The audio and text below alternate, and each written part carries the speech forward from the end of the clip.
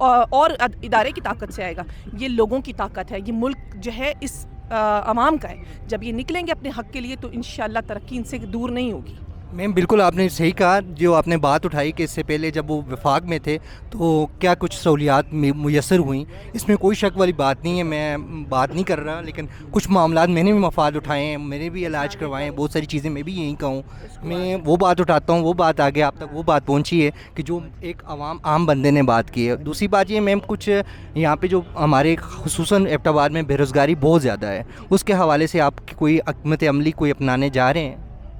دیکھیں جو بے روزگاری کی جہاں تک بات ہے نا، تو ایبٹ آباد ایک آپ نے دیکھا ہوگا کہ یہ پہاڑی علاقہ ہے، یہاں پر ہم بڑی بڑی ملز یا فیکٹریز نہیں لگا سکتے کیونکہ ایک تو جگہ کم ہے. ہاں، ان کو یہی ہے کہ کوئی شہر سے باہر کر کے کوئی نئے جو میگا پروجیکٹس ہیں جس طرح سے نئی فیکٹریاں لگائیں یا نئی ملز لگائیں، لیکن اس کے لیے بہت بڑی رقم کی ضرورت ہوتی ہے جو کہ ایک وفاق کے لیے میرا خیال سے پاسبل نہیں ہے جب تک کہ صوبے کے لیے پاسبل نہیں ہے جب تک کہ وفاق اس میں انٹرسٹ نہ رہے. یہ کام جو نئی ملز لگانے